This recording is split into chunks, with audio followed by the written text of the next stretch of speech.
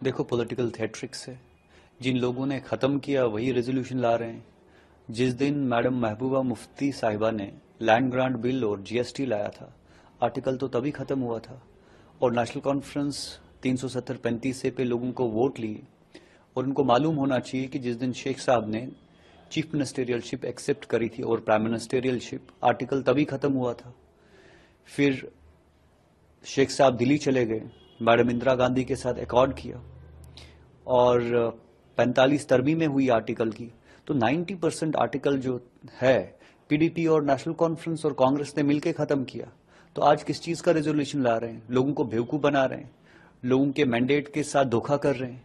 तो इनको शर्म नहीं आ रही है।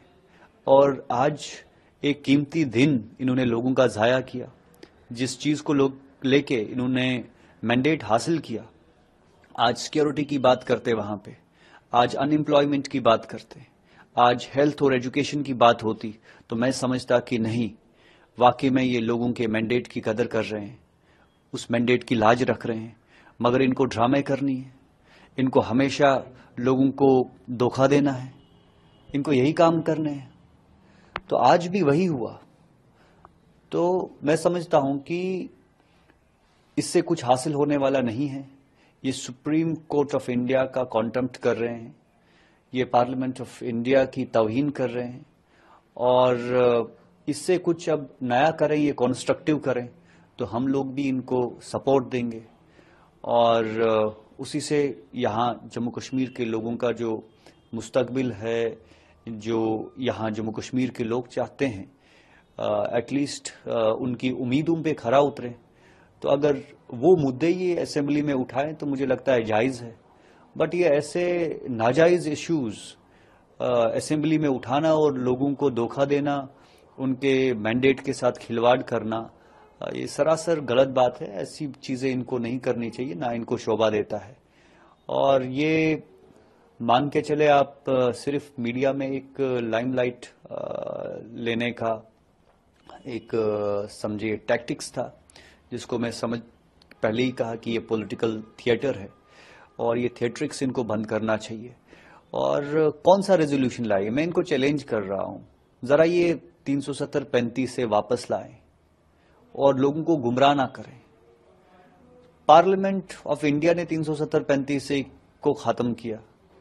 सुप्रीम कोर्ट ने एक रॉबस्ट एफर्मेशन दी हमारी कॉन्स्टिट्यूशनल सॉवरेनिटी और इंटीग्रिटी को लेके। तो क्या वापस लाएंगे? ये जो ड्रामा कर रहे हैं, मुझे लगता है कि गवर्नमेंट ऑफ इंडिया को इस चीज का कॉग्निजेंस लेना चाहिए और इस चीज को कॉन्टेम्प्ट ऑफ कोर्ट माना जाना चाहिए। इन चीजों से हासिल कुछ नहीं होने वाला है। मैं समझता हूं कि इन चीजों से कल को लॉ एंड ऑर्डर की प्रॉब्लम भी हो सकती है। ऑलरेडी चल रहा है, इस चीज से और इम्पेटस मिलेगा।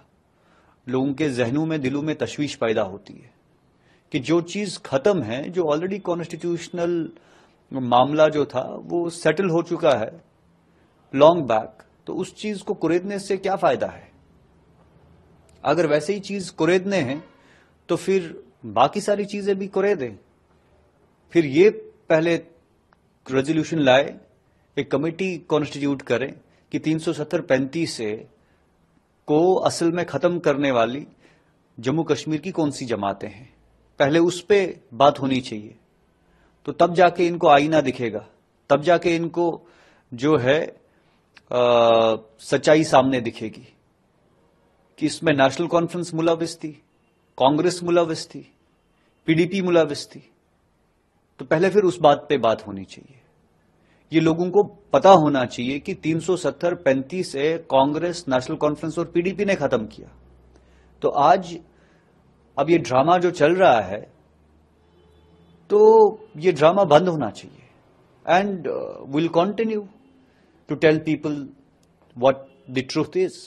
और हमने हमेशा सच कहा और आगे भी इंशाल्लाह सच कहते रहेंगे। ये लोगों को गुमराह बनाते रहेंगे और हम लोगों को सच्चाई कहते रहेंगे। यही हमारा मौक़िफ़ है। Thank you.